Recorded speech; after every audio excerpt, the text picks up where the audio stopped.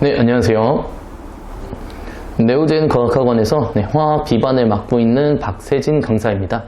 네, 지금부터 2023년 내신 분석 리포트 대진고 시작해 보도록 하겠습니다.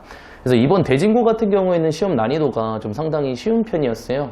보통 이제 대진고 치고도 많이 쉬운 편이었고 타 학교들과 비교했어도 제가 생각을 할 때는 좀 많이 쉬운 시험이지 않았나라고 생각이 듭니다. 그래서 보통 이제 이 3단원에서도 이제 조금 어렵게 내면은 전에 있는 단원, 2단원의 내용이랑 조금 이제 섞어서 내게 되면 아이들 입장에서 좀 어려울 수가 있는데 그런 문제들 같은 경우에는 조금 보이지가 않았습니다.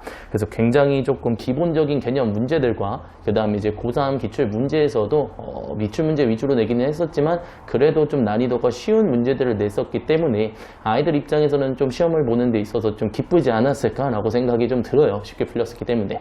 근데 이제 제가 말씀드리고 싶은 것은 요런 시험일수록 좀 이제 중위권 입장에서는 점수가 이제 많이 오르게 돼서 기뻤으나 이제 결과를 받아보게 되면 등급이 막상 잘 나오지 않게 되는 그런 시험이다라고 좀 말씀을 드릴 수가 있겠네요.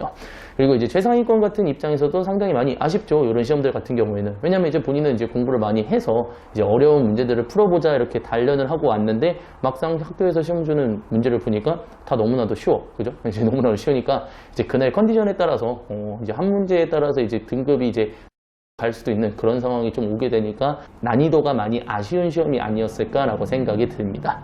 그래서 이번 대진고 같은 경우에는 시험이 많이 쉬웠다. 이거는 이제 화학원 자체, 3단원 자체가 너무나도 쉬웠기 때문이라고 생각을 해주시면 되고 앞으로 시험 대비를 하는 데 있어서는 이제 마음이 변하면 안 되겠죠. 그래서 이제 기출문제 위주로 좀 공부를 하되 물론 이제 학교에서 주는 프린트물, 기본 개념 문제가 나왔다는 거는 학교에서 주는 자잘한 프린트물이 있었을 거예요. 그래서 그거에 대한 기본 개념을 다 익히신 다음에 기출문제로 넘어가셔서 기출문제를 풀 때도 한 번만 그냥 쓱 보고 풀고 마무리 짓는 것이 아니라 두 번, 세 번 연속으로 이제 반복을 해서 반복학습을 통한 이 유형에 대한 적당한 풀이법을 완벽하게 갖는 것이 시험 대비의 효율적인 방법이라고 말씀드릴 수 있겠습니다.